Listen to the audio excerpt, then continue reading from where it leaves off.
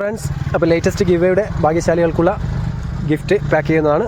ആദ്യത്തെ ഭാഗ്യശാലി സായിദ കണ്ണൂർ സെലക്ട് ചെയ്തൊരു ഷോൾ നൈറ്റിയാണ്.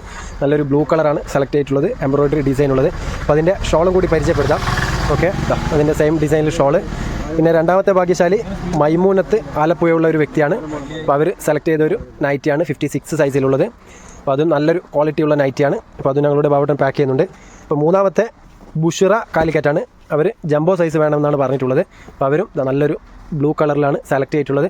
പിന്നെ 4ഉം 5ഉം പ്രോത്സാഹന സമ്മാനം. നാലാമത്തേത് റംല കണ്ണൂർ, നല്ലൊരു കൈത്തറി തോർത്താണ്. Okay, premium quality തോർത്താണ്.